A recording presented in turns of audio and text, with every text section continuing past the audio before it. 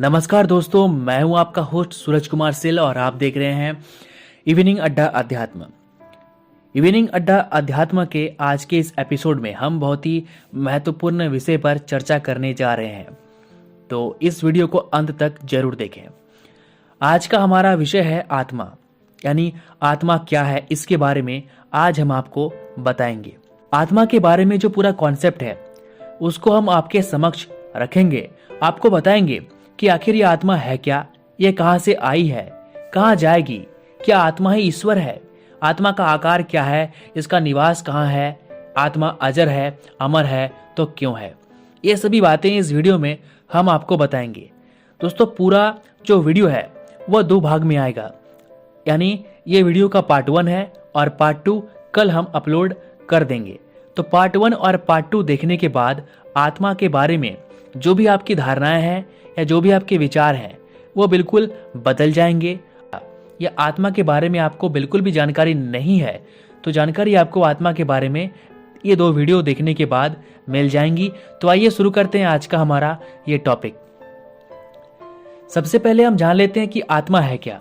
इसका सिंपल सा मैं आंसर देना चाहूंगा, आत्मा ईश्वर का ही एक अंश है, अर्थात जो आत्मा है वह ईश्वर से ही आई है।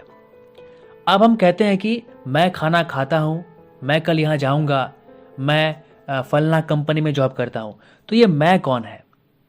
या कोई व्यक्ति कहता है कि वो वहां जाता है, वो ये चीज खाता है, तो वो कौन है। ये मैं और वो, ये तुम और आप, यही तो आत्मा है।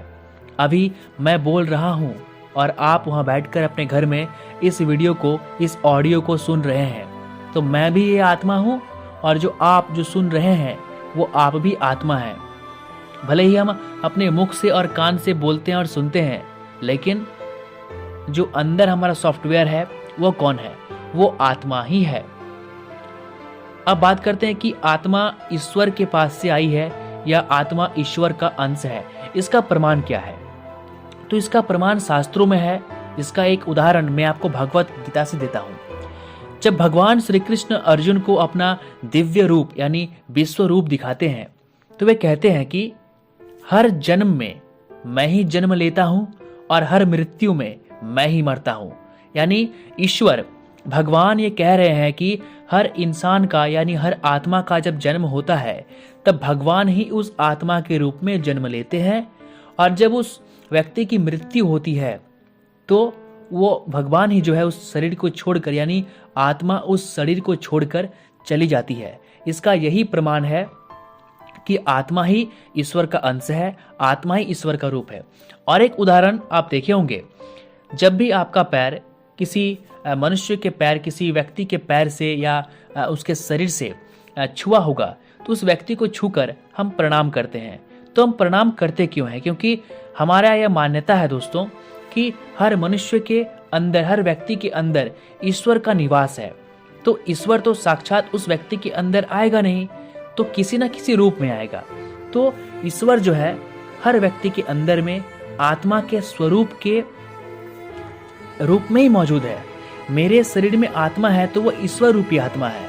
अब क्या होता है, विवेकानंद और रामकृष्ण परमहंस जैसे महात्मा साधु संत अपने शरीर के आत्मा का साक्षात्कार करके भगवान का दर्शन कर लेते हैं, अर्थात आत्मा का ही दर्शन करना भगवान और ईश्वर का दर्शन करना है। और हम जैसे लोग जो इन सभी चीज़ों से अनभिज्ञ हैं, आत्मा का साक्षात्कार करने में असमर्थ हैं, भगवान का दर्शन नहीं कर पाते। तो आत्मा क्या है, इसका सवाल मिल गया होगा कि आत्मा दोस्तों ईश्वर का ही एक अंश है, यानी ईश्वर से ही हमारी उत्पत्ति हुई है। अब दूसरा सवाल, ये आत्मा आई कहां से है? तो आत्मा ईश्वर के अंश से आई है। ये आत्मा जाएगी कहां, ये कहां विलीन होगी? इस शरीर के मृत्यु के बाद ये जो आत्मा है वो जहां से आई है ठीक उसी प्रकार वो या तो वहीं पर चली जाएगी या तो वो इस मृत्यु लोक में अपने कर्म के अनुसार, यानी जब वो किसी शरीर में प्रवेश किया हुआ था तो उस शरीर के कर्म के अनुसार, अपने खुद के समझ के, खुद के कर्म के अनुसार उसे उसका फल भोगना होगा। क्योंकि हम मनुष्य हैं, हम आत्मा हैं, अविनाशी हैं, हमें पता है क्या भला है क्या बुरा है।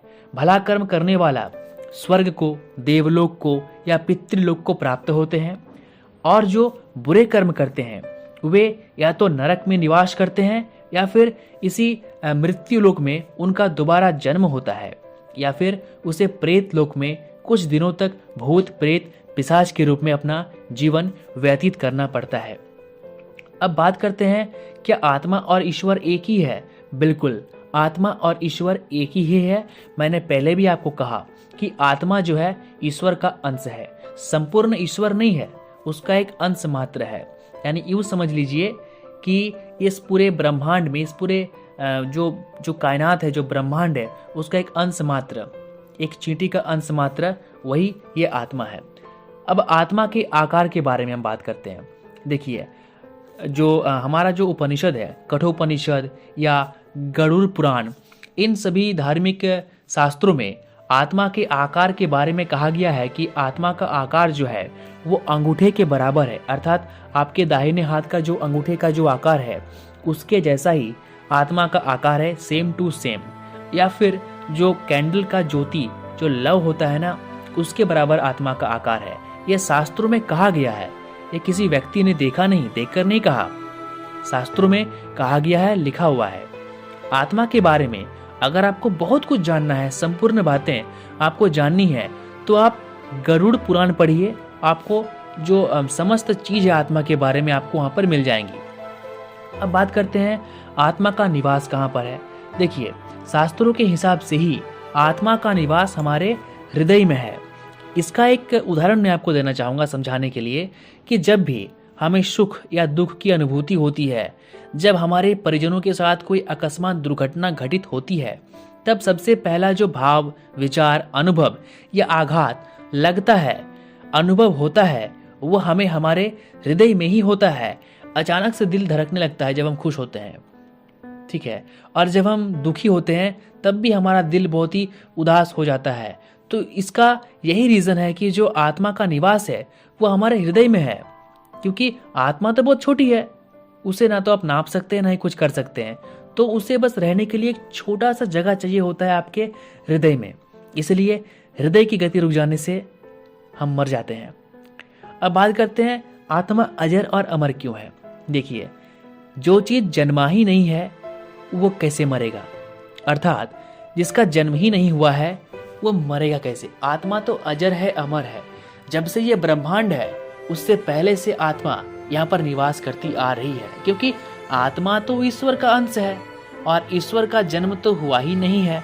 तो उसी प्रकार आत्मा भी क्या है, अमर है, अजर है।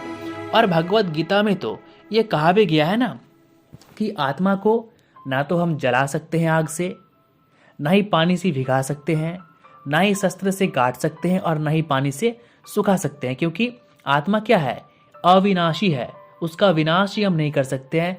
और इसका एक उदाहरण मैं आपको देना चाहूँगा फिजिक्स में जब आप पढ़ते हैं एनर्जी, ऊर्जा, तो उसमें उसका जो डेफिनेशन है ऊर्जा का, ये क्या है कि ऊर्जा का ना तो सृजन होता है, यानी ना तो निर्माण होता है और ना ही विनाश।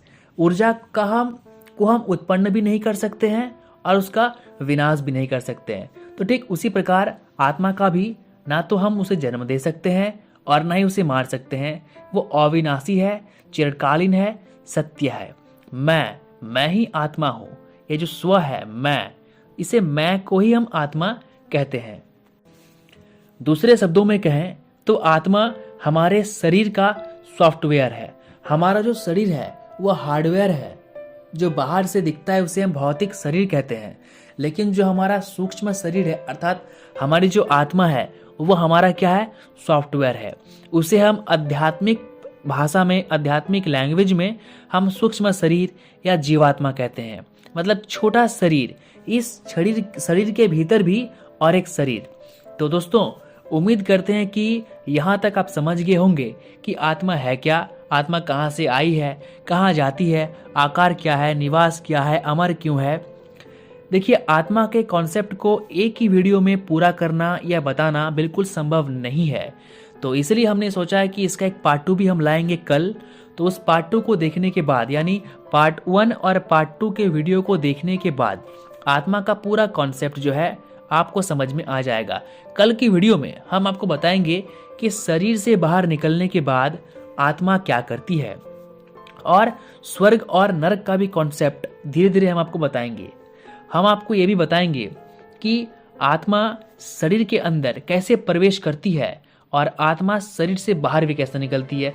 फिर भी इस वीडियो में छोटा सा बात मैं आपको बता दूं कि देखिए, हमारे शरीर में जितने भी छिद्र हैं, अर्थात हमारा नाक, हमारा मुख, हमारा कान, हमारा आंख और एक होते हैं ब्रह्मरंध्र, ठीक है, और हमारा जो जननांग है, मलद्वार है, ये सभी जितने भी छिद्र होते हैं ना, इन सभी छिद्रों से ही आत्मा का प्रवेश भी होता है और इन सभी छिद्रों से आत्मा बाहर भी निकलती है। तो किसका क्या परिणाम है? मुख से आत्मा के निकलने का मतलब क्या होता है, मलद्वार से आत्मा के निकलने का मतलब क्या होता है, ये सभी जो है बातें हम आपको एक अलग वीडियो में अवश्य बताएंगे। तो दोस्तों, वीडियो अगर आपको अच्छी लगी हो तो वीडियो को लाइक कीजिए, शेयर कीजिए और हमारे चैनल को सब्सक्राइब जरूर कीजिए, क्योंकि हम आपको भूत, प्रेत, पिशाच, जो यक्ष है, यक्षिणी है, अप्सराएं हैं, जिन्न है, खबीस है, आत्मा है, उन सभी के कॉन्सेप्ट के बारे में बताएंगे। और अगर आप कमेंट करेंगे कि आपको स्पेशल किन चीज़ों की बनी वीडियो चाहिए, तो उस पर भी हम वीडियो अवश्य बनाएंगे। तो मिलते हैं अगले एपिसोड में, तब तक के लिए नमस्कार, जय हिंद, जय भारत।